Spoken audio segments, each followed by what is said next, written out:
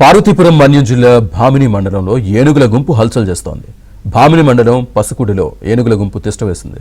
2 రోజులుగా గ్రామ సమీపంలో ఉన్న ఏనుగులు విధ్వంసం సృష్టిస్తున్నాయి. వరి కుప్పలు, అరటి తోటలను ధ్వంసం చేస్తూ ఉండడంతో రైతులు ఆందోళన చెందుతున్నారు.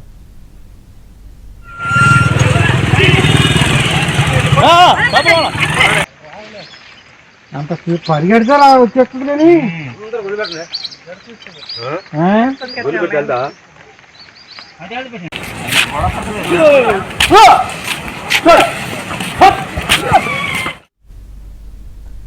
రాత్రి వేళల్లో గ్రామాల వైపు వస్తున్న ఏనుగులను స్థానికులు తరుముతున్నారు. ఏనుగుల కారణంగా తీవ్రంగా నష్టపోతున్నామని రైతులు ఆవేదన వ్యక్తం చేస్తున్నారు. ఫారెస్ట్ అధికారులకు సమాచారం ఇచ్చిన ఫలితం కనిపించడం లేదని చెబుతున్నారు. ప్రతి ఏటా పంట చేతికి వచ్చే సమయానికి ఏనుగుల గుంపు గ్రామాల మీద పడి తీవ్ర నష్టం చేస్తూ ఉండడం పరిపాటిగా మారిపోయింది.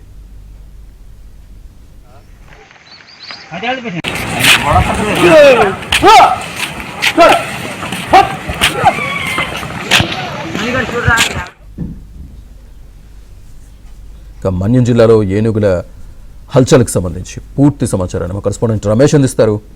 రమేష్, శ్రీనివాస్, పార్వతీపురం మన్యం జిల్లా భామిని మండలంలో ఏనుగుల గుంపు హల్చల్ చేస్తుంది. ప్రధానంగా గత 2 రోజులుగా పసుకుడి అనేటటువంటి గ్రామం దగ్గర 5 ఏనుగుల గుంపు అక్కడికి చేరుకుంది. ఈ నేపథ్యంలో స్థానికంగా ఉండేటటువంటి రైతులు తీవ్రమైనటువంటి ఆందోళన చెందుతున్నారు. ముఖ్యంగా అక్కడ ఇప్పటికే వరి కోతలు పూర్తయి కళ్ళాల్లో ధాన్యం రాసులు పోసుకున్నటువంటి పరిస్థితి. మొత్తం కూడా రాత్రి వేళల్లో ఆ వరి కుప్పలు నాశనం చేస్తున్నాయి. దాంతో పాటుగా అక్కడ పండించేటటువంటి అరటి తోటలన్నింటినీ కూడా ధ్వంసం చేస్తున్నటువంటి పరిస్థితి. దీంతో రైతులు తీవ్రమైనటువంటి ఇబ్బందులు పడుతున్నారు.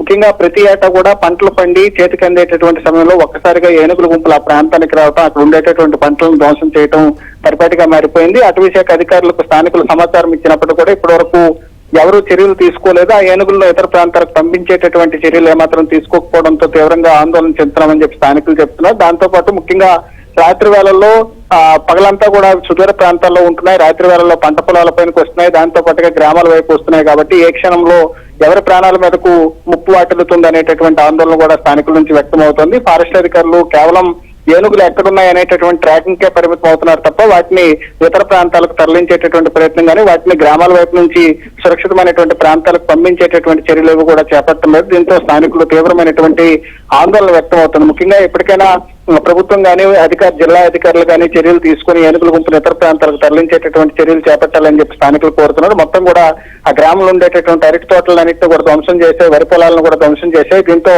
ఆ చేతికి అందేటటువంటి పంట పూర్తిగా నాశనం అయిపోవడంతో ఈ ఏడాది కూడా రైతులు తీవ్రమైనటువంటి నష్టం వాటిల్లే అవకాశం ఉంది అనేటటువంటి ఆవేదన వ్యక్తమవుతున్నటువంటి పరిస్థితి కనబడుతుంది. Srinivas, right Ramesh, thank you.